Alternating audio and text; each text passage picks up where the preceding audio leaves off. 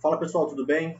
Aqui está falando o professor Renato e na aula de hoje nós vamos continuar falando um pouquinho sobre industrialização brasileira, mas mais especificamente sobre dois processos associados à industrialização: o processo de desconcentração industrial e também o processo de desindustrialização. Lembrando que esses são dois processos que estão associados a uma série de transformações econômicas, uma série de transformações políticas e sociais, né, no sentido interno dentro do território brasileiro e também associados ao que acontece no mundo inteiro, né, no processo de globalização e assim por diante. Então a gente vai falar inicialmente sobre o processo de desconcentração industrial, para depois a gente falar um pouquinho sobre a desindustrialização como um todo.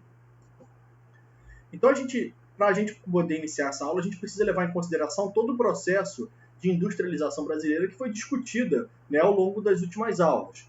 A gente sabe que existe uma concentração da atividade industrial no Sudeste, né, que está associada basicamente a todo o processo de evolução histórica, econômica do Brasil.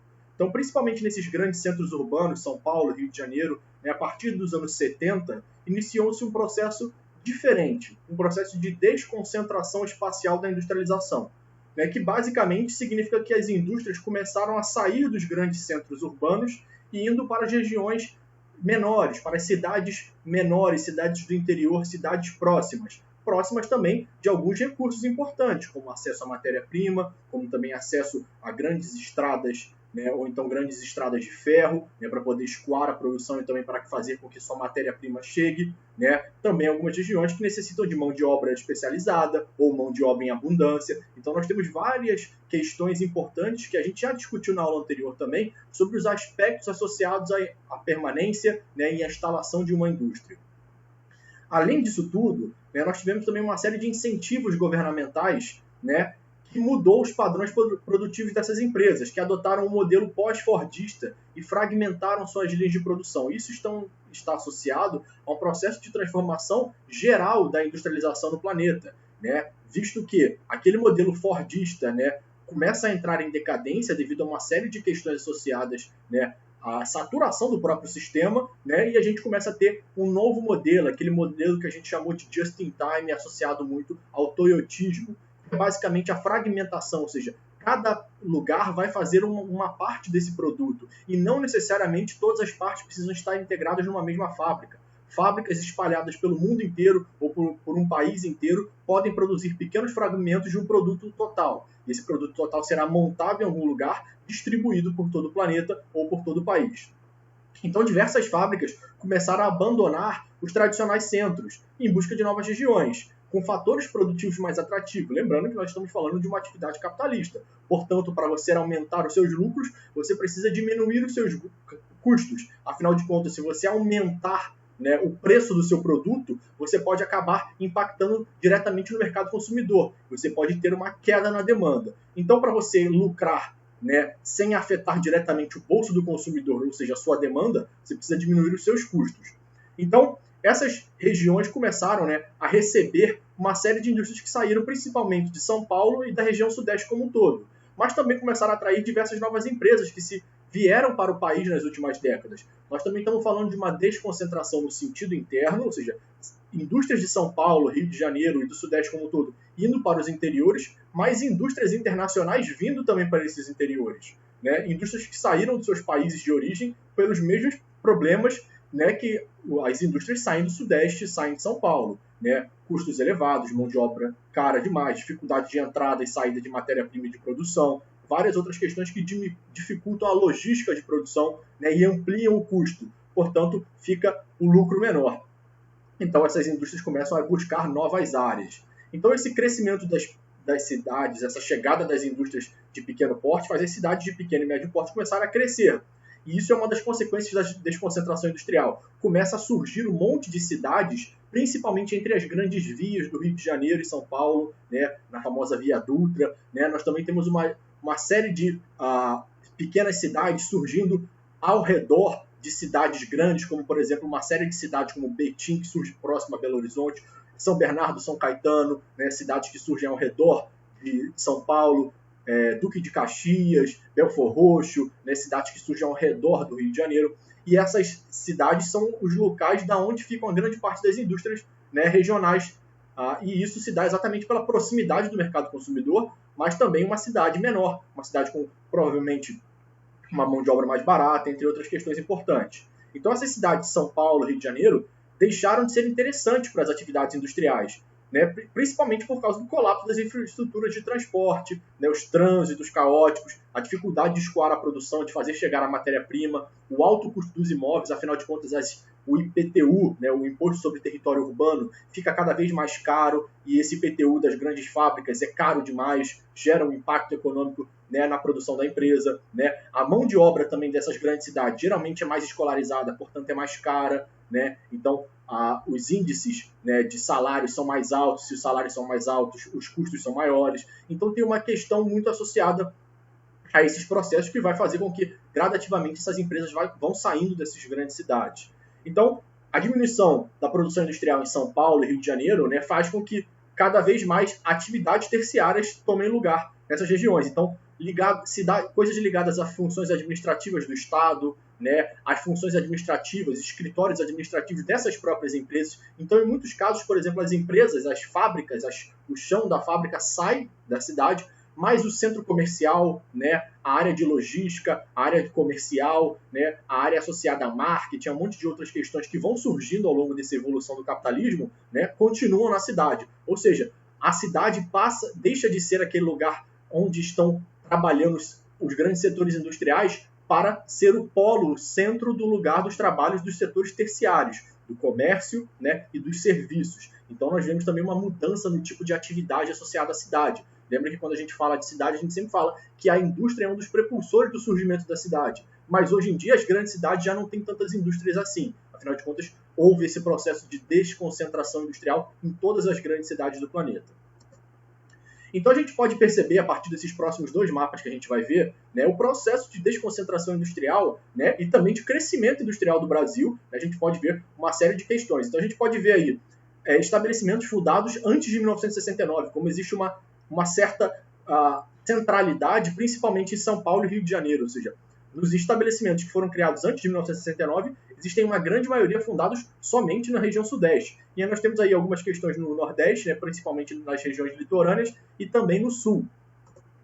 E se a gente olha esse mapa, né, também com os mesmos critérios, né, fundados depois de 1995, então a gente está falando entre 95 e o atual momento, a gente vê que continua existindo uma certa centralidade, mas a gente pode ver, né, que também existe um espalhamento dentro dos próprios territórios desses estados. A gente pode ver, portanto, que São Paulo continua sendo o grande centro industrial do Brasil, mas não necessariamente a cidade de São Paulo, e sim o estado de São Paulo, onde a gente pode ver por todo o território uma série de pequenas indústrias surgindo. Mas a gente consegue ver também outros grandes polos importantes surgindo, como, por exemplo, um polo, né, dentro do centro-oeste, associado muito à construção de Brasília, alguns pequenos polos próximos às capitais de todos os estados, e a gente consegue ver também uma desconcentração nos interiores de todos esses estados. Então, antes, a gente via uma concentração nas capitais e no sudeste, hoje em dia a gente vê ainda uma certa concentração, mas um espalhamento, né, por todas as regiões do Brasil, principalmente pelos interiores dos estados.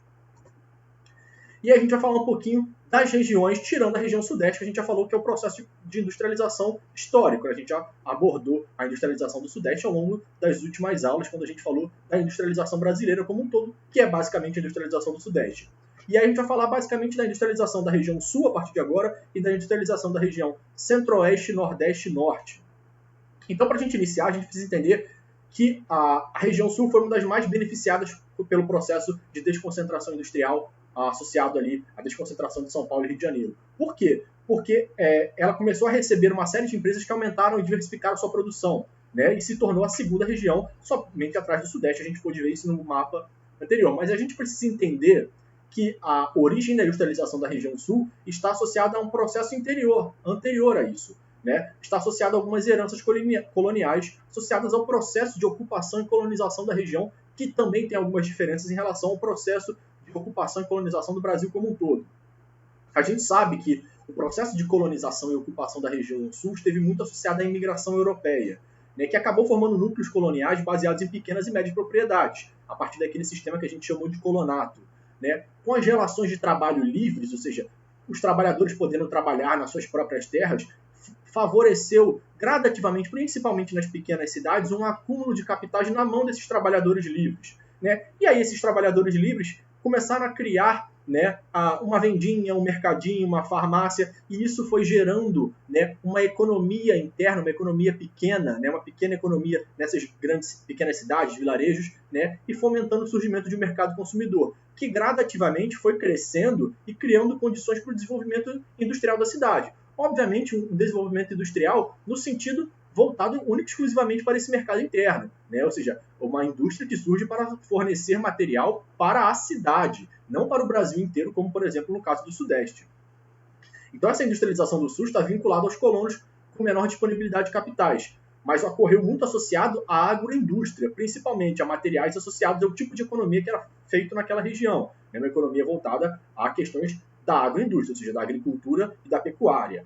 Outra questão importante também é que foram surgindo uma série de indústrias associadas ao tipo de matéria-prima associado também à agroindústria, ou seja, couro, calçados também associados a couro, né? Questões, indústrias têxteis associadas ao algodão, né? Principalmente por causa do mercado consumidor, mas também com o Mercosul. Lembrando que a região sul como um todo está próxima de algumas grandes capitais, como Assunção, Buenos Aires e Montevidéu. Então nós temos grandes centros, né, de consumo que estão muito mais próximos da região sul do que, por exemplo, de São Paulo. Então existe ali a relação, talvez, de que seja mais barato para pessoas do Uruguai, da Argentina e do Paraguai comprar da região sul do que comprar de São Paulo, por exemplo. Então fortalece ali também o crescimento e surgimento dessas indústrias na região.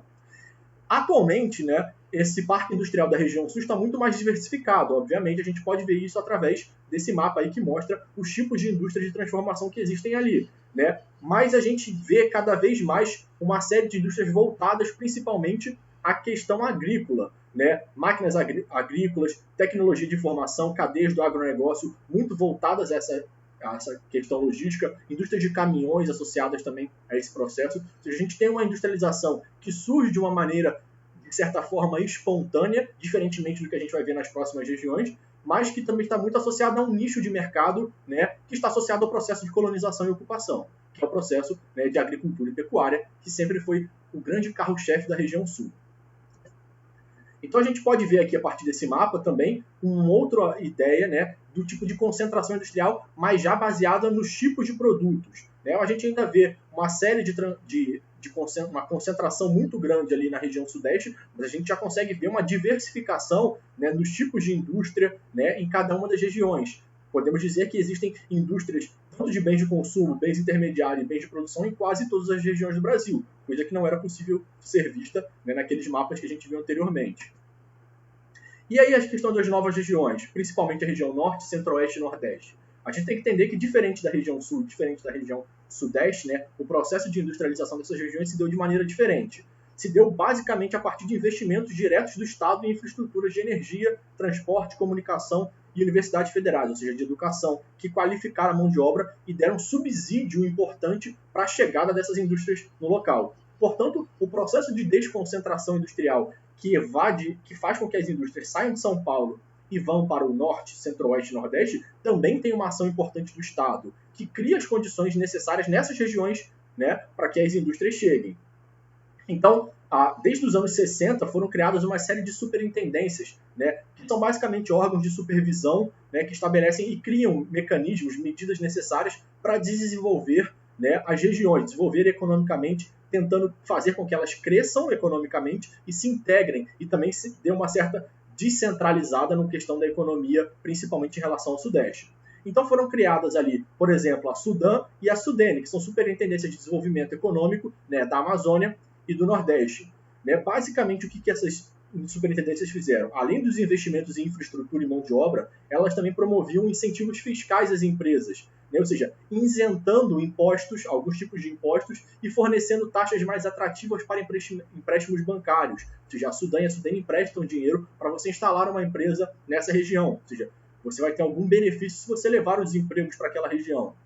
Então, isso é importante. Né? E a gente pode ver aqui, a partir desse desenho, né, uma questão importante que vai servir de subsídio para a próxima discussão que a gente vai falar, que é a questão do investimento na indústria. A gente sabe que a cada R$1 produzido em indústria em geral são gerados 2,4, né, reais no sentido da economia.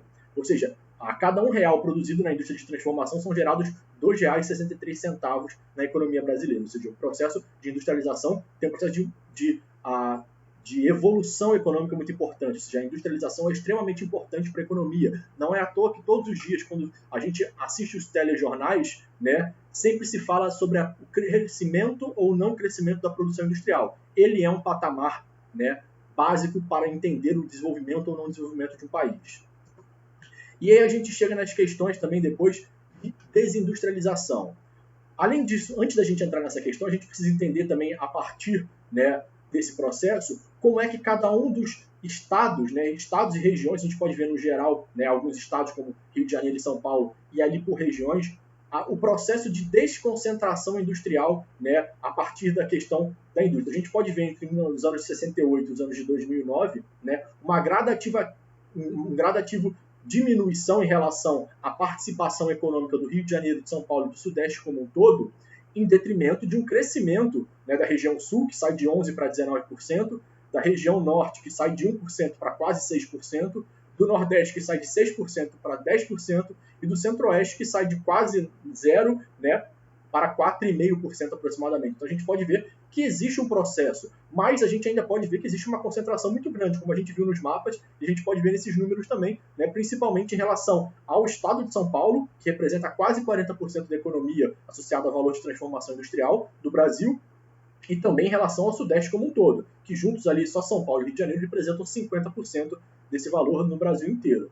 Então a gente pode ver que essas regiões de Norte e Centro-Oeste têm tido um processo de crescimento entre os anos 60 e o ano de 2009, principalmente com o auxílio do Estado, diferentemente da questão do Rio de Janeiro, do São Paulo, do Sudeste como um todo e também da região Sul. E por que disso? Porque a gente sabe que existe ainda um déficit escolar, né, um déficit econômico, um déficit social em relação a essas regiões, devido ao processo de atraso em desenvolvimento econômico das mesmas. Então existe uma presença de mão de obra muito mais barata, começa a atrair indústrias, né, principalmente indústrias de baixo valor, né, indústrias de baixa necessidade de conhecimento técnico, né, como por exemplo indústrias calçadistas, têxteis e tal. Essas indústrias começam a chegar e começam a produzir de uma maneira tão barata que colocam alguns produtos brasileiros ao mesmo patamar de preço que alguns produtos chineses, que são reconhecidamente feitos num ritmo semi-escravocrata, né, que a gente sabe que são trabalhadas horas a fio, né, por salários baixíssimos. Então nós também temos esse tipo de realidade aqui no Brasil. E outra questão que a gente pode perceber que está cada vez mais em voga é a famosa guerra fiscal entre as cidades, que foi o que a gente viu lá quando a gente falou um pouquinho de Sudene e Sudã, né? Ou seja, isso existe hoje em dia de acordo com as cidades. As cidades entre si, os estados entre si, começam a competir, né? E as empresas se veem muito beneficiadas por isso, porque elas, né, uma empresa que pode levar uma série de empregos e um desenvolvimento de uma região, né, uma economia local, criar, movimentar o mercado interno, né? Ela começa a ser disputada pelas cidades. E as cidades vão disputar de que forma? Isentando um monte de questões. O problema é que, de certas formas, elas começam a isentar tanto as empresas que as empresas começam, né, esses processos de isenções fiscais começam a virar um problema, porque nós temos indústrias, né, instaladas nas cidades que geram muito pouco, além dos salários, né, para a cidade, não geram impostos, não geram nada, ou seja, pouco da retenção de lucro fica na cidade. Ou seja, a indústria utiliza a cidade, utiliza os trabalhadores da cidade, muitas das vezes paga salários baixíssimos para esses trabalhadores e não paga nenhum imposto, porque foi assim acordado antes dela chegar ali. Então, essas guerras fiscais, no início, podem ser muito boas, mas quando existe essa guerras fiscais muito intensas, pode ser danoso para a cidade, porque a cidade acaba não ganhando nada com a instalação daquela indústria. E a gente precisa entender agora o processo de desindustrialização, que é a queda da participação da indústria brasileira no PIB como um todo. A gente pode perceber aí, né, que a participação da indústria brasileira chegou no auge ali no ano de 1985, vem crescendo entre os anos 40, subindo gradativamente e chega no auge, né, nos anos 1985, representando aproximadamente 22% de toda a economia brasileira. E a gente vê um processo de queda gradativo voltando a 2015 nos mesmos patamares que 1947. Então a gente vê um processo de desconcentração industrial, mas também de desindustrialização, ou seja, de queda da participação da indústria no PIB brasileiro.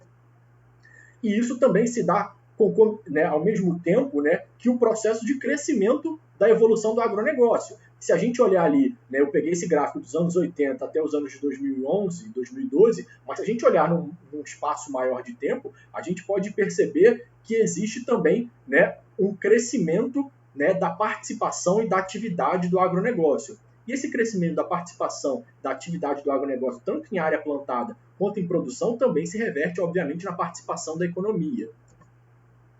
E aí a gente precisa entender o que é a desindustrialização. A desindustrialização é diferente da desconcentração industrial. Por quê? A desconcentração industrial está associada a uma transformação espacial, ou seja, as indústrias saem de um lugar, né, e vão para outros lugares. Mas a desindustrialização é diferente. Por quê? É quando a indústria perde espaço para o setor de serviços avançados. Isso nos países ricos, né? Nos países em que as indústrias tradicionais começam a virar indústrias associadas a outro tipo de questão, como, por exemplo, indústrias associadas a novas revoluções industriais, produção de software, ciência, design, etc. Então, por exemplo, a gente fizer um exemplo claro. Alguns países sempre foram conhecidos como processos de industrialização muito claros, como, por exemplo, trabalharam com siderúrgica, com indústria têxtil, com a fabricação de tecidos e a fabricação de energia, um monte de coisa. E hoje em dia, elas são conhecidas por fabricação de tecnologia, fabricação de um monte de outras questões associadas que têm muito mais valor agregado. Já alguns países continuam fazendo esse tipo de industrialização tradicional, ou seja, existe uma transformação que pode ser, a desindustrialização pode se dar pela perda de espaço da indústria no cenário econômico. Isso pode se dar num crescimento, numa transformação para cima, quando as indústrias se transformam em algo mais relevante economicamente, né, ou para outro setor. Então, por exemplo, alguns países investiram na capacidade produtiva e intelectual da população por meio de educação, pesquisa, gerando empregos mais sofisticados no setor de serviços, e o que aconteceu foi que essas indústrias tradicionais foram se tornando indústrias cada vez mais tecnológicas, né? E as indústrias tradicionais, esses países hoje em dia compram esses produtos de países mais pobres. Afinal de contas, esses produtos são muito mais baratos do que aqueles que eles produzem hoje em dia. Então, nesse caso, é um processo de transformação de geração de mais riqueza, e não necessariamente perda dela. Já nos países pobres, né, e no caso, por exemplo, brasileiro, que a gente não pode dizer que é um país pobre, mas existe um processo de desindustrialização, né, o que acontece é que a ausência de políticas industriais, ou seja, de incentivo, né, do Estado na política de industrialização, né, mais voltado ao incentivo do Estado numa política de agronegócio, no caso brasileiro, né, juros elevados, falta de investimento, câmbio subvalorizado, né, e exagerada abertura comercial, ou seja, de competição com países mais ricos, ou seja, que a nossa indústria local não consegue se sustentar, esse contexto cria uma desindustrialização diferente dessa que acontece nos países ricos, que é muito nociva e fragiliza o nosso país. Né? Por quê? Porque a gente vai ficando cada vez mais comprometido economicamente, tanto com produtos tecnológicos estrangeiros, como também dependente dos produtos agrícolas brasileiros. Portanto, a única forma do Brasil fazer dinheiro no atual cenário é vendendo produtos agrícolas, porque os nossos produtos tecnológicos não têm mercado, né? Nós não temos indústria suficiente para isso, para competir com produtos americanos, japoneses, chineses, entre outros.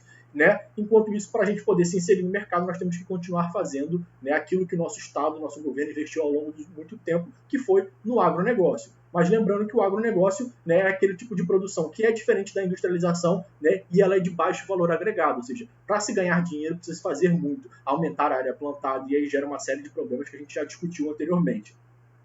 Então, o que acontece é que nessa ausência dessa política associada ao investimento na industrialização, o desenvolvimento fica comprometido. Por quê? Porque um país como o Brasil fica sempre refém do agronegócio. Ou seja, a desconcentração industrial é uma questão e a desindustrialização é outra questão que é tão danosa. A desconcentração industrial, na verdade, não é, né, um problema, e sim uma modificação, uma transformação da estrutura de trabalho, né, da estrutura de produção das indústrias. Mas o processo de industrialização que o Brasil vem sofrendo é um processo extremamente danoso que vai ampliando os poderes da cúpula do agronegócio, né, que vai fazer com que eles invistam cada vez mais nos seus próprios negócios e a industrialização brasileira fique sempre atrasada, enquanto outros países continuam fazendo uma desindustrialização para cima. Essa que transforma as indústrias tradicionais em indústrias de software de ponta e assim por diante.